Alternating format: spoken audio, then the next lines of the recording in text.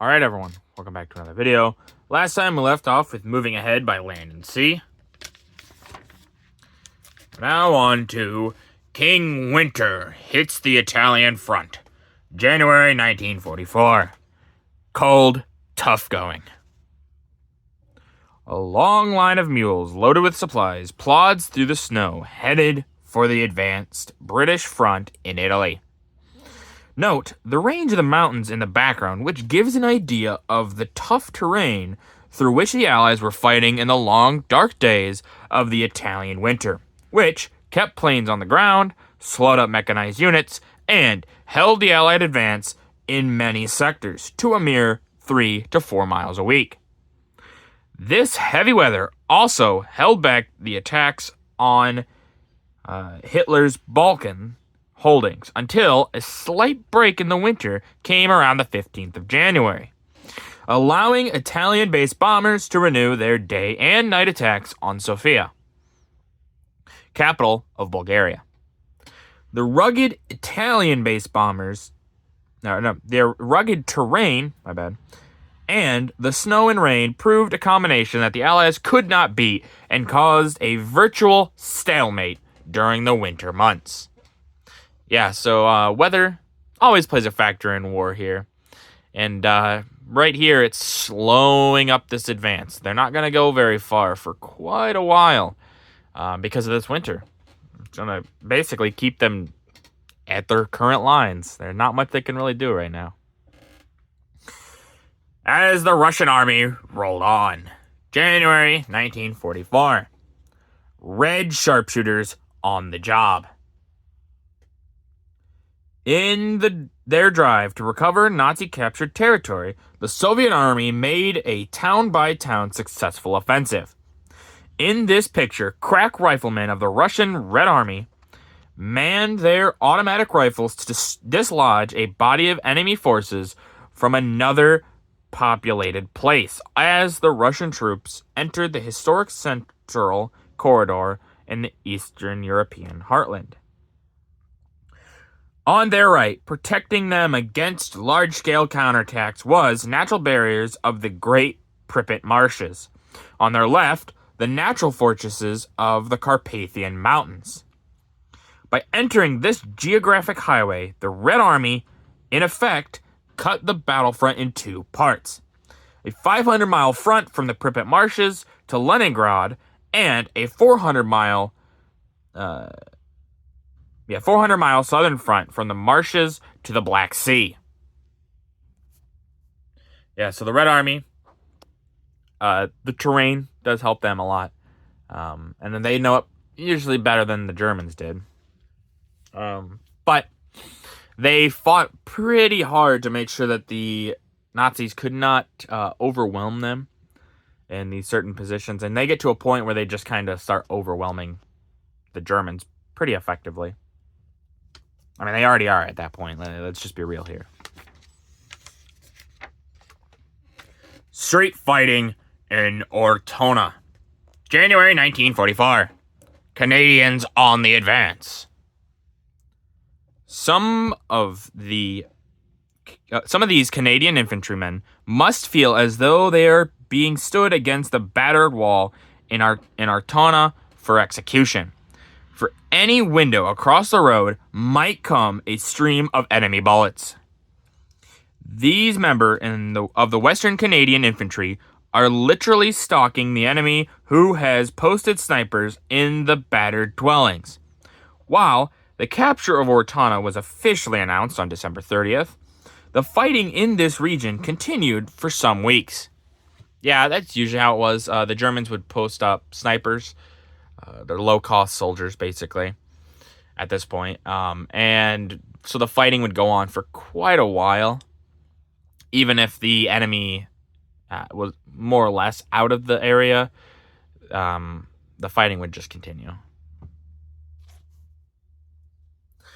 Italy, 4 months after the initial landings. January 22nd, 1944.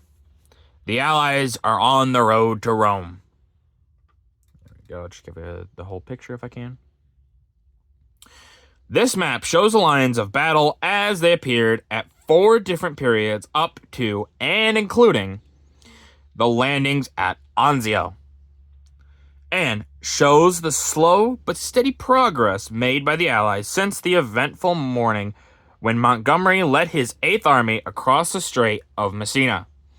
Having established the Anzio beachhead, the next move of the Allies was to strike out for the 2 main arteries, the Appian Way and Via Cassiana, over which supplies flowed to the Germans.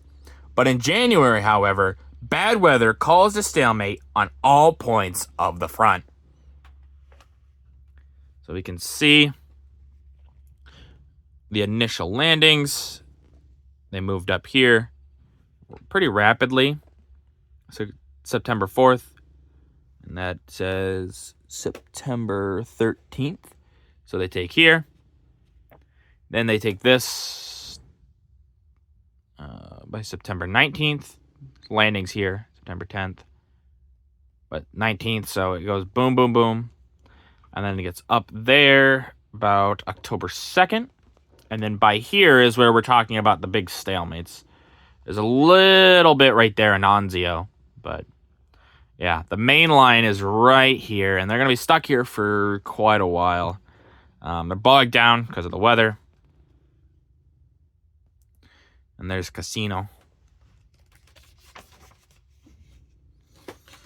Happy landings in the Marshalls. January 30th to February 4th, 1944. A heavy blow to Japan. The Japanese knew the Americans were planning to invade the Marshalls, but apparently thought the attack would start on the eastern chain of the atolls, because they were nearer the Gilbert Islands, which were conquered in November. On January 30th to 31st, American aircraft carriers sent swarmers of planes to pound the island. Temporarily blinded, the Japanese did not discover that a naval force, probably greater than any ever before assembled, was on its way. Not to the eastern atolls, but to Kwajalein in the Sunset Chain. The American warships included new battleships subjected the enemy installations on Kwajalein to a 3-day bombardment, probably unparalleled in history. For 20 years, the Japanese had been building their defenses, but they couldn't stand up under such shelling. Beach walls disappeared, concrete tank obstacles crumbled, pillboxes were smashed. This was a lesson the Navy had learned from the costly assault on Tarawa in the Gilberts. A more sustained bombardment there might have saved lives.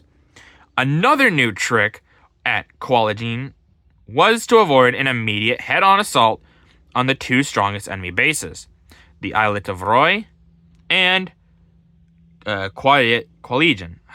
I really can't pronounce that. Instead, troops and artillery were landed on nearby islets for which they could advance from various directions on Roy and Kwajalein. Under cover of pulverizing ground barges, the foe was too stunned to offer resistance as fierce as that on Tarawa. The 4th Marine Division captured Roy on Tuesday after having begun the landings on Monday. The 7th Infantry Division made the assault on Kwajalein Islet. They encountered stern opposition. But by the end of the week, they had the Japanese cornered at the end of the islet. American forces then spread out to knock the enemy off the other islands of the atoll. In this picture, amphibious craft transporting Marines and Army troops to the battered shores are seen wiggling towards the shore like a school of deadly fish during the last stages of the seizure of Kwajalein. So yeah, the Japanese probably weren't expecting this. And yeah, obviously it's very smart to just bombard it from the sea. It helps, like they said, helps potentially save lives for your soldiers. Not for the Japanese per se, but Yeah, so bombard them very hard. You got big guns on these ships. Just blow it out of existence, basically. And it works pretty effectively. But yeah, also you can see all the little ships. They kind of almost look like tadpoles to me. You know, little tadpoles swimming around. But with that, that's going to do it for this video. If you guys liked the video, leave a like. If you didn't, leave a comment. Tell me what I can improve on. I always appreciate your feedback. And as always, subscribe. It really does help out the channel. Thank you.